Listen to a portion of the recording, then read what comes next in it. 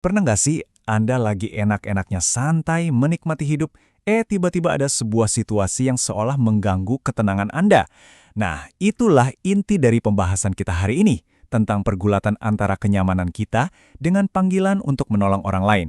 Dan ini semua terinspirasi dari sebuah kisah yang luar biasa. Coba deh, kita renungkan sejenak kapan terakhir kali kita ada di posisi itu. Mungkin pas lagi sibuk-sibuknya, tetangga minta tolong. Atau pas baru aja mau rebahan, tiba-tiba ada teman telepon curhat. Nah, pilihan antara lanjut nyaman atau turun tangan menolong, itu persis seperti yang digambarkan dalam sumber materi kita. Oke, yuk kita bahas lebih dalam. Kisah ini tuh sebenarnya cerminan pengalaman kita semua ya kan? Saat kita lagi asyik di dunia kita sendiri, di zona nyaman kita, tiba-tiba kita melihat sebuah kebutuhan yang mendesak. Sesuatu yang seolah-olah mengusik kedamaian kita. Jadi, ceritanya dimulai dengan situasi yang gawat banget. Bayangin, ada seorang musafir yang jadi korban kejahatan. Dia nggak cuma dirampok, tapi juga dipukuli habis-habisan sampai tergeletak sekarat sendirian di pinggir jalan. Dari sinilah ujian kemanusiaan yang sebenarnya dimulai. Lalu, di jalan yang sama itu, lewatlah 3 orang. Nah, kisah ini nunjukin 2 respons yang, kontras banget waktu melihat orang menderita. 2 pilihan yang sebenarnya juga sering kita hadapi setiap hari. Nah, ini dia nih perbedaannya, jelas banget. Di satu sisi, ada imam dan orang Lewi. Mereka ini tokoh agama, orang-orang terpandang, tapi apa yang mereka lakukan? Mereka memilih menyeberang ke sisi jalan yang lain, jaga jarak. Di sisi lain, ada orang Samaria, yang justru dianggap musuh, tapi hatinya malah tergerak. Ini bukan cuma soal perasaan loh, tapi soal perbedaan antara sekedar melihat dan benar-benar bertindak. Terus, kenapa ya kok bisa beda gitu? Ya, kalau kita pikir-pikir, imam dan Lewi ini mungkin punya seabrek alasan. Mungkin mereka takut jadi najis kalau menyentuh korban, atau lagi buru-buru, atau ya simpelnya nggak mau ribet. Tapi orang Samaria, motivasinya jauh lebih sederhana. Dia cuma melihat ada sesama manusia yang butuh pertolongan, itu saja. Jadi poin utamanya di sini adalah, ini sebuah pilihan. Sikap abai dari imam dan Lewi itu bukan karena mereka nggak sengaja, tapi itu keputusan sadar. Mereka lebih memilih untuk memprioritaskan kenyamanan pribadi mereka daripada berbelas kasihan. Mereka memilih untuk tetap aman di dalam gelembung mereka sendiri. Oke, sekarang kita lihat sisi sebaliknya. Kita bedah nih belas kasihan si orang Samaria ini.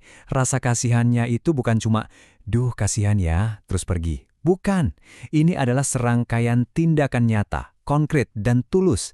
Ini adalah kasih yang benar-benar beraksi.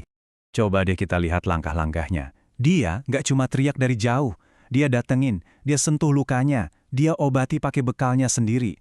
Terus, yang luar biasa, dia naikin orang itu ke atas keledainya, yang artinya dia sendiri yang jalan kaki. Dia rela mengorbankan kenyamanannya.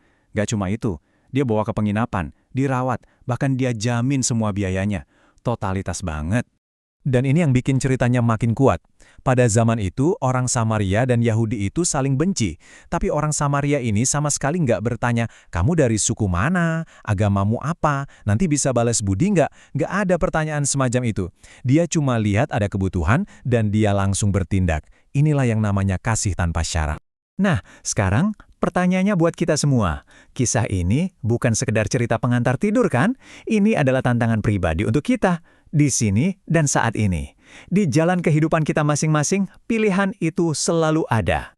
Apalagi sumber materi kita mengingatkan, khususnya di masa prapaskah ini, panggilannya jadi terasa lebih kuat. Ini adalah undangan buat kita semua untuk berani sedikit keluar dari zona nyaman, meneladani pengorbanan yang tulus, ya, persis seperti orang Samaria tadi. Korban perampokan di zaman kita mungkin bentuknya beda. Nggak selalu orang yang tergeletak berdarah di jalan. Bisa jadi mereka adalah orang-orang di sekitar kita yang terluka secara fisik, atau mungkin terluka secara emosional karena kesepian dan kekecewaan, atau bahkan terluka secara spiritual, merasa kehilangan harapan. Dan siapa mereka? Coba deh kita lihat di sekeliling. Mungkin rekan kerja kita yang lagi kelihatan murung. Mungkin tetangga yang jarang kita sapa dan kelihatannya kesepian. Atau bahkan, orang di rumah kita sendiri.